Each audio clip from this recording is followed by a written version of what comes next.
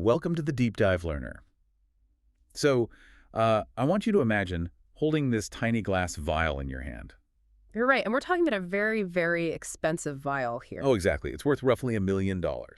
And inside is this custom-engineered biological cure, right? Yeah. It's perfectly designed to target disease cells in your body without harming anything else. Which is, the absolute cutting edge of medicine. It's what we've been working toward for decades. It is. But now I want you to imagine that simply sliding that vial across a cold metal counter or like gently tapping against your palm completely destroys the medicine inside. I mean, it sounds like a massive exaggeration, right? But that is the invisible reality that clinical researchers are dealing with every single day right now. Yeah. We're talking about therapeutics that are these evolutionary marvels, but they're essentially trapped inside a microscopic house of cards. Right now, the entire medical world is talking about exosomes. They're being hailed as the revolutionary future of regenerative medicine and targeted drug delivery. If you're not familiar with them, think of exosomes as nature's perfect microscopic cargo ships. They're these incredibly tiny lipid-bound bubbles that our cells use to send potent biological messages. Yeah, things like RNA and specialized proteins, just passing them to one another. Exactly. And inside the human body, they are incredibly robust. I mean, they navigate the turbulent, rushing rivers of our bloodstream, they cross dense cellular barriers, and they deliver their payloads with absolute perfection. Well, yeah, inside the body, they have the benefit of billions of years of evolutionary engineering, right? The environment is perfectly calibrated for their survival. Right. The temperature, the pressure. Exactly. Blood viscosity, temperature, pressure, it's all highly regulated by the body. But the moment you take those perfect little cargo ships out of the body to, turn them into a clinical treatment, everything changes. The hype is all about the biology, but nobody outside the lab talks about the physics. Which is the real bottleneck. Right. Just moving these exosomes around a clinic, or letting them sit in a standard plastic tube, or pushing them through a syringe can just obliterate them before they ever reach you, the patient. It's wild. We spend millions of dollars and years of research isolating and purifying these therapeutics. Yet the artificial environments of our clinics, the plastics, the temperature shifts, the physical forces of everyday medical tools, they turn out to be a lethal obstacle course. A lethal obstacle course for these delicate lipid bilayer vesicles. Yeah. The biology might be perfect, but if the physical delivery mechanism fails, the treatment is useless. Okay, let's unpack this, because our mission for this deep dive is to look at the meticulous, almost paranoid precautions that clinical staff have to take just to keep these exosomes alive. Paranoid is definitely the right word for it. Oh, for sure. Yeah. We are pulling from a stack of specific scientific studies, handling protocols, and even fluid dynamics research to understand exactly how we get these fragile medicines from a laboratory freezer into your body intact. We're looking at the how and the why behind the survival of the world's most delicate medicine. And that journey really starts before any active medical procedure even begins. Because before an exosome therapeutic can be prepped for you, the patient, it usually just has to sit in a container. Right. And that introduces us to the very first highly unexpected enemy in this clinical obstacle course, which is the storage tube itself. Yeah, I was looking at this staggering statistic from a PLOS1 study in our research stack, and it honestly blew my mind. The 48-hour one. Yes. The researchers took a batch of highly purified exosomes and put them in an ordinary 2 milliliter polypropylene tube. Which is just your standard everyday lab tube. They're everywhere. Right, cheap plastic. They left them in the fridge at a standard 4 degrees Celsius. And after just 48 hours, they measured the concentration, and they had lost 51% of the exosomes. Over half the medicine just gone. And the crazy part is the medicine didn't degrade chemically, and the tube certainly didn't have a hole in it. No. I picture it like trying to pour raw, thick honey out of a glass jar. You can hold it upside down all day, but half your honey is just hopelessly stuck to the inside of the glass. That analogy actually captures the end result perfectly. At a microscopic level, we are dealing with a phenomenon called diffusion-controlled adsorption. Diffusion-controlled adsorption. Okay, break that down for us. So to understand why this happens, we have to look at the chemistry of both the exosome and the plastic. Exosomes are enclosed by a lipid bilayer, right? A fat layer, essentially. Exactly. And lipids have regions that are hydrophobic, meaning they actively repel water.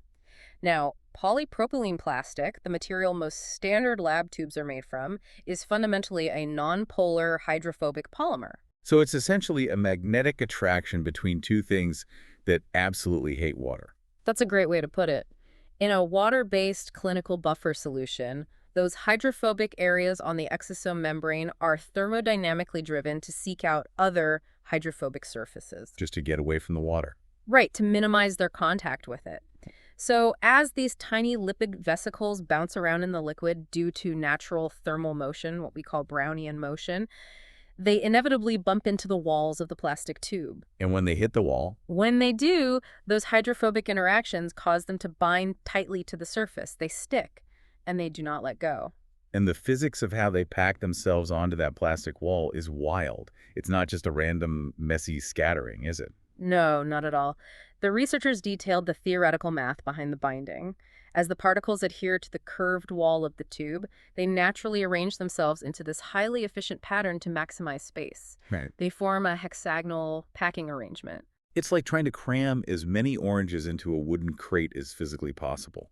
They naturally settle into the little gaps between one another. Yeah, exactly. They pack themselves tightly and uniformly along the entire inner surface of the tube until the binding capacity of that plastic wall is completely maxed out. Oh. And if the total number of exosomes in your therapeutic solution is relatively low, which is, very common with these highly purified targeted medicines, that geometric packing on the tube wall can literally swallow up the majority of your dose. Because the plastic surface area is just vast compared to the nanoscale size of the exosomes. Vast. It's like a massive parking lot for microscopic cars. Okay, I have to ask the obvious question here.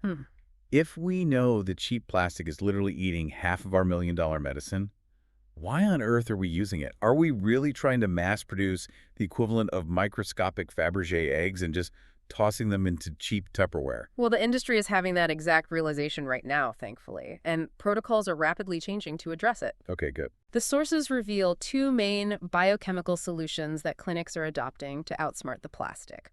The primary solution is swapping out those standard polypropylene tubes for what are called protein lobin tubes. Protein lobine, got it. These are specifically engineered plastics that have been modified to have a highly hydrophilic or water-loving surface. So they flip the magnetic polarity, essentially. By making the wall water-loving, the water-hating parts of the exosome have no interest in sticking to it. Exactly. The physics completely change.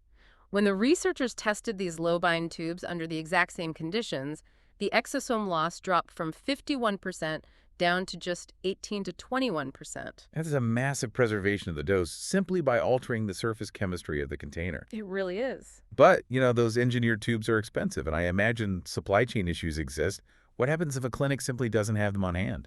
There is a brilliant chemical workaround called pre-blocking. Pre-blocking. Yeah, if you are forced to use a standard sticky tube, you can coat the inside of it before you ever add your medicine. The common method is using a solution of bovine serum albumin, or BSA. Wait, albumin's a protein, right? How does adding cow protein to a tube save the exosomes? So BSA is a relatively bulky, highly abundant protein that is notorious in biology for its ability to stick to surfaces. You essentially flood the empty tube with a BSA solution. Oh, I see where this is going. Yeah. The BSA rapidly undergoes conformational changes and binds to all those hydrophobic sites on the plastic. It acts like a decoy wave. It paves over the sticky real estate. Exactly. After a short incubation, you wash out the excess BSA and pour in your actual exosome therapeutic. Because the tube walls are already completely saturated with BSA molecules, there are no parking spaces left for the exosomes. So they remain freely suspended in the liquid. That's so clever. But what's crazy to me about all of this is that the tube doesn't just lower the overall amount of the dose. It actually changes the fundamental nature of the medicine itself. What's fascinating here is that this diffusion-controlled adsorption process predominantly causes the loss of the smaller particles in the solution. Because smaller things move faster. Right. Precisely. In fluid dynamics, smaller particles diffuse more rapidly. They are bouncing around with much higher kinetic energy compared to the larger, heavier vesicles. So they hit the walls first. Because they cover more distance in less time, they're statistically much more likely to hit the wall of the tube and stick first. This means if you leave your sample in a standard tube for a day, you aren't just uniformly losing half your dose. You're losing a specific type. You are entirely skewing the size distribution of the clinical sample. The liquid you pull out of that tube is physically and biologically different from the medicine you put into it. Oh, wow. The smaller exosomes, which might carry very specific crucial RNA payloads, are disproportionately gone. Which is a complete nightmare for standardizing a medical treatment. I mean, you have no idea exactly what you're injecting into the patient anymore. Exactly. It's a massive variable. Okay, so let's say the clinic gets it right. They use the Lobine tube, or they pre-block with BSA. The medicine survived the fridge. But now, a human being has to physically pick up that vial and prep the dose. Right, the handling phase. We are moving from passive storage to active handling.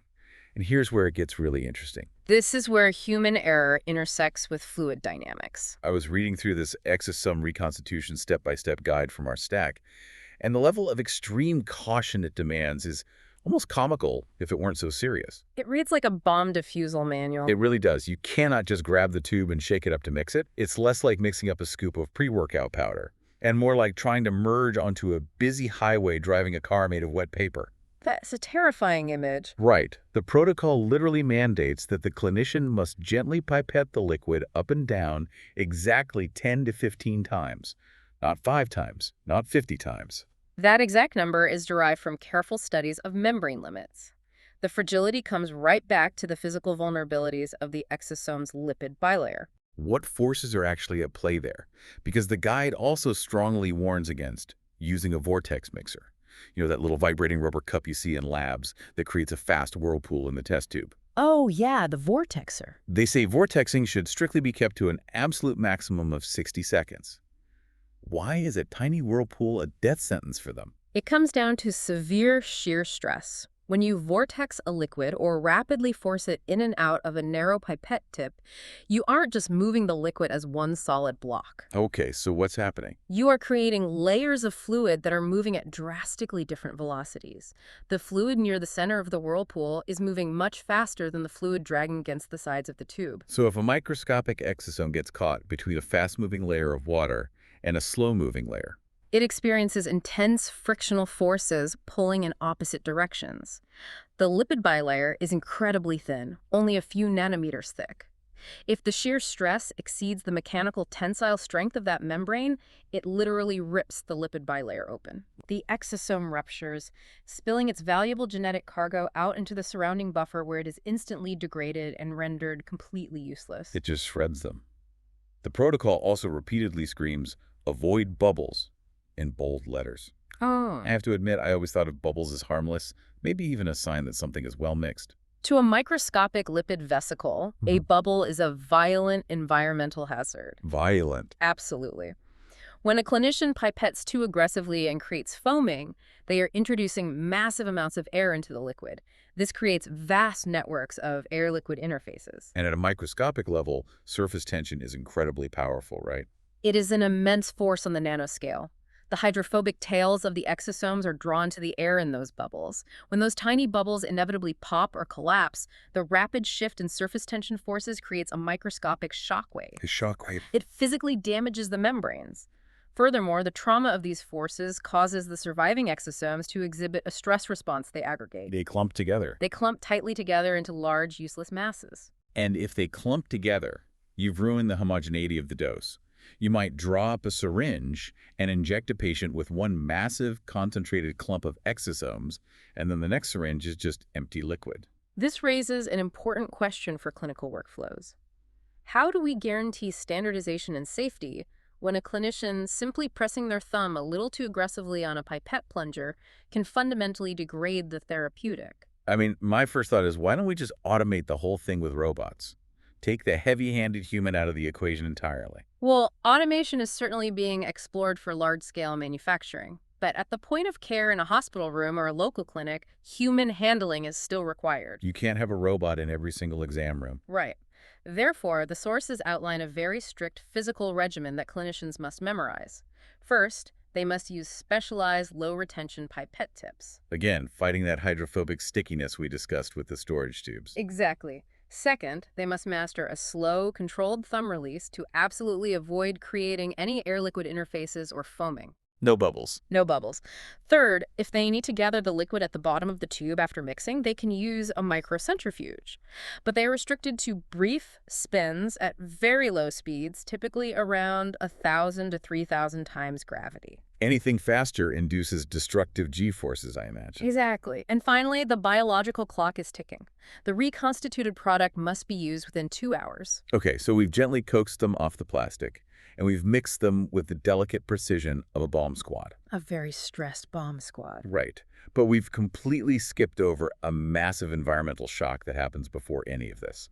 Because these therapies don't usually ship to the clinic sitting at a comfortable room temperature. Definitely not. They arrive deep frozen, usually packed in dry ice at -80 degrees Celsius. Or they arrive lyophilized, which means freeze-dried into a powder. Bringing them back to a liquid state at room temperature is arguably the most terrifying gauntlet of all. The thermal shock phase is where the most catastrophic structural damage occurs if the physics of freezing and melting are not perfectly managed. Think about what happens when you freeze and thaw a strawberry. It goes into your freezer, bright red, plump and firm. But when you pull it out and let it thaw on your counter, it turns into this sad, leaky, mushy puddle. It's ruined. What stands out to you, the learner, about how a microscopic bubble made of fat and water might handle that exact same freezing and thawing process? It is a fundamentally brutal physical process for biological membranes. The sources detail that every single freeze-thaw cycle induces intense shear and osmotic stress on the membranes. Because the water expands when it freezes. Right. As the water inside and outside the exosome cools, it expands. As it thaws, it contracts. This constant flexing causes protein leakage from the membrane and rapid RNA degradation. So it's squeezing the medicine out of them. Every single time you freeze and thaw an exosome sample, you are permanently reducing its bioactivity by roughly 15 to 20%. Wow. 20% of the medicine simply dies every time the temperature fluctuates. Because as water freezes, it doesn't just get cold and stop moving, it fundamentally changes state. It forms a rigid crystalline lattice. Those growing ice crystals are jagged and sharp. Like knives. They act like microscopic daggers, literally slicing through the fragile lipid bilayers of the exosomes from the inside out. Wait, if ice is the ultimate enemy here, why freeze them at all? Why not just keep them purely refrigerated as a liquid? Well. Oh, wait, we already answered that. If we keep them in the fridge, the plastic tube eats 51% of them. We are completely trapped by the physics. It is a very precarious balancing act. To survive long-term storage, they must be frozen, but the act of freezing them is inherently destructive. So how do we fix it? The solution requires a combination of strict clinical workflow changes and advanced chemical engineering. On the clinical side, you absolutely must divide your master stock into single-use aliquots before the initial freeze. Meaning you separate the medicine into tiny individual patient doses right at the manufacturing plant. Precisely.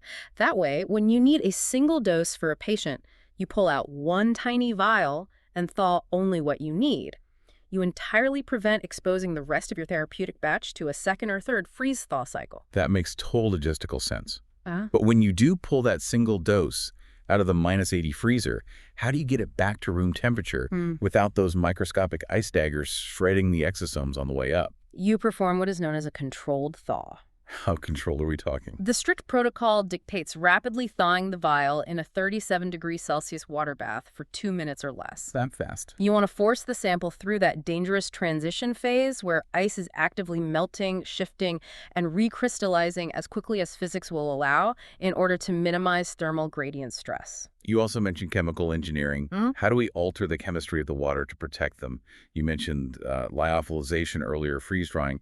How does removing the water help? Lyophilization involves freezing the sample and then placing it under a vacuum so the frozen water sublimates it, turns directly from a solid ice crystal into a gas, skipping the liquid phase entirely. Okay, so no melting phase. Right. This removes the water, leaving a stable powder. But removing the water creates a new problem. Water molecules naturally form a protective hydration shell around the lipid head groups of the exosome. Uh-oh. If you strip that water away, the lipids crash into each other, the membrane undergoes a phase transition, and it falls apart. So we need something to hold the structure together when the water is gone. Exactly. We use molecules called cryoprotectants. Compounds like dimethyl sulfoxide or DMSO can help. But the really fascinating breakthrough highlighted in the recent research involves a specific molecule called trehalose. Drahulose, that's a type of natural sugar, Yeah. right? I've seen it listed as an ingredient in certain foods. How does a sugar stop an ice dagger? It functions through a mechanism known as the water replacement hypothesis. I like the sound of that. When you add a high concentration of trehalose to the exosome buffer solution before freezing or freeze-drying, it does something remarkable. Right. As the temperature drops and the water molecules begin to freeze or evaporate, the trehalose molecules step in and form hydrogen bonds directly with the lipid heads of the exosome membrane. Oh, they physically take the place of the water. Yes. They act like microscopic scaffolding. Even more impressively, as it cools, trehalose doesn't crystallize like water does. It undergoes a process called vitrification. Vitrification. It turns into a highly viscous amorphous solid. It forms a literal glass matrix. It locks the exosomes in place within this solid sugar glass, entirely preventing the formation of sharp ice crystals and stopping the biological molecules from degrading. It encases them in microscopic sugar glass. That is absolute brilliance. It's an elegant solution. Okay, let's recap this journey. We've got our medicine out of the deep freezer using our protective sugar glass matrix and a rapid 37-degree water bath. We've mixed the dose with our ultra-gentle, highly specific 10 to 15 pipette strokes without making a single catastrophic bubble. Right. We've got the liquid safely resting in a specialized low-bind plastic tube so it doesn't stick to the walls. The vial has survived, but now comes the final, unavoidable hurdle. The injection. Getting those exosomes out of the tube and into you, the patient. And to do that, we have to force them through a tiny, hollow metal needle. The delivery danger. This is the moment where fluid dynamics becomes the ultimate gatekeeper of the therapy's success. The sources dive incredibly deep into the fluid dynamics of syringe injection. They actually draw heavily on existing data from stem cell injections because living stem cells have very similar delicate membrane vulnerabilities as these cell-derived exosomes. Yeah, the physical constraints are very parallel. They also look at advanced microfluidics, and it all comes back to that physical enemy we met during the mixing phase. Yeah. Shear stress. Exactly. When fluid is forced under pressure through a narrow, enclosed tube like a syringe needle, the liquid doesn't all move forward at the exact same speed. I always picture this like rushing down a high-speed enclosed water slide at a theme park. Oh, that's a good way to look at it. If you are positioned perfectly in the middle of the tube, riding on the rushing water, you are flying. It's incredibly smooth and fast. But if you drift out to the edges and your skin drags against the plastic sides of the slide, the friction is brutal. It is. You slow down instantly, you get scraped up, and it's a completely different, much more violent experience than the person riding perfectly in the center. That analogy perfectly illustrates the Hagen-Poiseuille principles and the physics formula provided in the clinical text. Lay the math on me. The shear rate during an injection is determined by the volumetric flow rate, meaning how fast the clinician is actively pushing the plunger divided by the radius of the needle cubed multiplied by pi. The radius cubed. Right. The mathematics dictate that the absolute highest shear stresses occur right at the metal boundary wall of the needle. The exosomes flowing through the exact center of the needle experience almost zero stress, but the ones trapped near the walls are experiencing severe velocity gradients that can literally tear them open. Okay, let me play armchair engineer here. Yeah. If I look at that formula, the radius of the needle is cubed in the denominator. That means even a tiny change in the width of the needle makes a massive mathematical difference. It does. So logically, to protect the exosomes, a clinician should just use the widest, shortest needle possible. Just hook up a massive, short metal pipe to the syringe so nothing touches the sides. Right? Yeah. If we connect this to the bigger picture, the logical math rarely translates perfectly to patient reality. There's always a clinical catch. I suppose you can't just stab a patient with a giant pipe. Patient comfort is certainly one factor, but the sources add crucial fluid dynamic nuance regarding the length of the needle. You are correct that a larger gauge, a wider needle, drastically reduces the immediate shear stress at the walls. However, different medical injections require different tissue depths. An intravenous injection requires a different needle than a deep intramuscular injection. Right. You simply cannot reach deep muscle tissue with a wide, stubby little needle. You need length, to reach the target. Yeah. And there is a punishing inverse relationship between flow rates and needle length. What happens with the longer ones? Longer needles inherently create much greater fluid resistance. If a clinician is pushing the syringe plunger at a constant speed through a long needle, the pressure inside the syringe barrel builds up significantly over time. Oh, I see. That prolonged compounding pressure can be just as damaging to the exosome membranes as the immediate friction at the walls. It's exactly like putting your thumb halfway over the end of a running garden hose. The water sprays out faster, but the physical pressure built up immensely inside the rubber hose behind your thumb. Precisely. Therefore, optimizing these injection parameters requires a delicate, highly calculated balance. Clinicians cannot just default to a wide needle because the anatomical needs vary. So what can they control? They must meticulously control the flow rate, literally retraining the muscle memory of the speed at which their thumb depresses the syringe. Retraining their thumbs. Yes. Furthermore, cutting-edge clinical setups are now utilizing microfluidic principles of gentle separation. Gentle separation. These involve specialized syringe tapers and tubing designs that naturally funnel the exosomes into the low-stress center of the fluid channel before they enter the needle. It actively minimizes their exposure to the harsh forces at the metal walls. So what does this all mean for the future? We started this deep dive looking at exosomes as the undisputed magical future of targeted medicine. But what we've discovered is a terrifying clinical gauntlet of physical vulnerabilities. It's a miracle they survive at all. Seriously. Protecting these microscopic cargo ships isn't just about understanding the biology of the payload. It is entirely about mastering the physics of the delivery. Completely. It requires swapping out standard plastics for chemically modified low-bind tubes to defeat diffusion-controlled absorption. It means banning aggressive vortexing and outlawing microscopic air bubbles to prevent catastrophic shear stress. In the sugar glass. Right. It requires encasing the medicine in trehalose sugar glass just to survive the thermal shock of a freezer, and it means mathematically calculating the exact radius of the needle and retraining the literal speed of the doctor's thumb. The overarching takeaway from synthesizing all of this research is that while exosomes absolutely hold the key to next-generation medicine, their success relies entirely on rethinking our most basic, everyday laboratory and clinical handling protocols. Basics matter. Stability is not an afterthought to be figured out later. It is the primary technical bottleneck of the entire field.